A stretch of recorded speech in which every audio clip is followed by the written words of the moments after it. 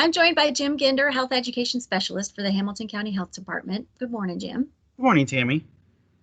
It is World AIDS Day, December 1st. It Tell is. us a little bit about World AIDS Day, how it came to be, and how we mark it now.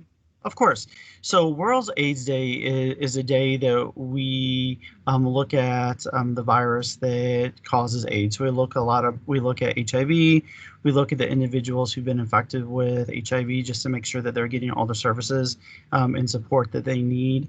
We do a lot of testing on December 1st, which is World AIDS Day as well too, and give support to those individuals who have tested positive. And I think something that we need to understand as HIV has evolved throughout the years is HIV is a very manageable disease. And I oversee the testing program here at the county. So we do free HIV, STDs, hepatitis, syphilis tests as well too. We work really well with Riverview Health. I do the majority of the testing, and Riverview Health does the STD testing, STI testing for me as well too.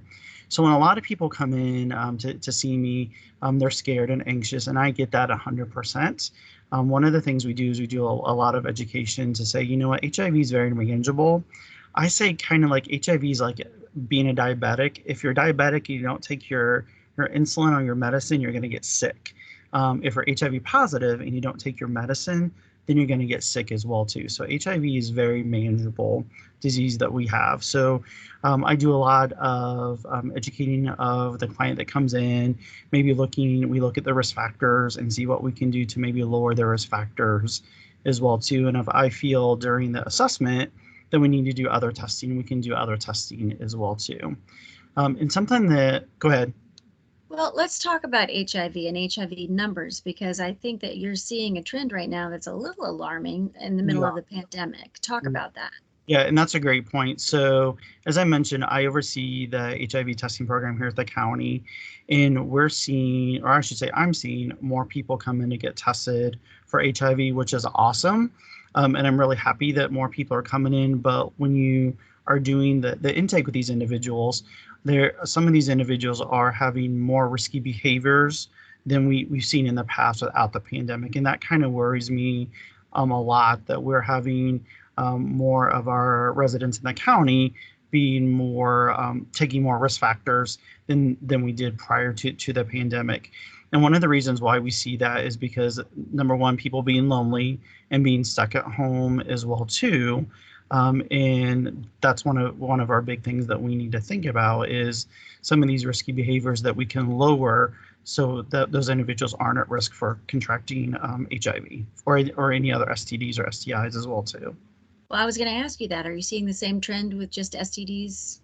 We are.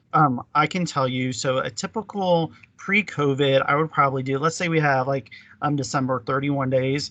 I would probably do about 20 tests in 31 days. I can tell you in November, last Tuesday, I've done 35 tests for November, and that's a lot. And I just received some of the STD STI results back today, and probably half of them are positive for an STD or STI as well too. So that's really concerning to me because a lot of people, when we talk about STDs and STIs, a lot of them don't have any signs and symptoms.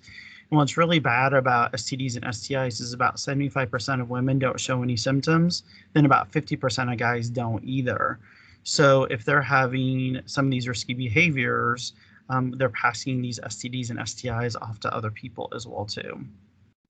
So you test positive for an STD or HIV. What is Mhm. the next step? What kind of Yeah, that's a great information question. Yep. can you offer? So what we do here at the health department, Hamilton County Health Department, is we do the rapid HIV test. So the appointment is about 20 minutes or so, and it's a finger stick, and I can get those results back in about 60 seconds. If a person does test positive for HIV, we automatically do a blood draw to confirm it. If that test comes back positive or reactive, then I get that person in to see the nurse practitioner and also one of the infectious disease doctors as well too, because the faster we can get that person into treatment, the better off it's going to be for them in the long run. So let's say a person comes in and wants tested for chlamydia, gonorrhea. I have a standing appointment already set up with my colleagues at Riverview Health. The nurse practitioner sees them. does the testing. If the test comes up positive, then that nurse practitioner will go ahead and provide the proper treatment for that individual.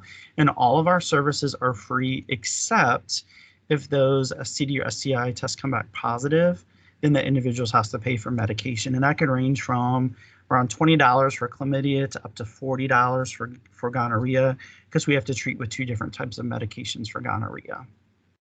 So what kind of thoughts would you leave folks with, knowing that our rates are going up a little bit? Right. And I think something, I'm glad you brought that up. I think something that we really need to think about is, I know that a lot of people are lonely, and I know a lot of people are stuck at home, and I get that 100%. But I think we need to think about those healthier behaviors, or instead of somebody maybe having sex with 13 people, maybe if they have sex with 5 people.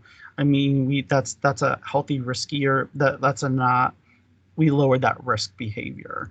So anything that we can do, and also using protection, get to know their partner. Both partners get tested as well too before they engage in any activity. And again, use protection. I think that is one of the biggest things. I can tell you probably 75% of the clients that I see that come in to see me to get tested don't use protection or don't even know who their partner is. And I think that's really important that we get to know our partner, ask that question, have you been tested? And if the partner's like, no, then make a date out of it. Call me and come in and get tested, then go down to Applebee's and have lunch or dinner or whatever after you get tested as well too. Excellent. Jim Ginder, Health Education Specialist for the Hamilton County Health Department. Thank you very much for this You're good welcome. information.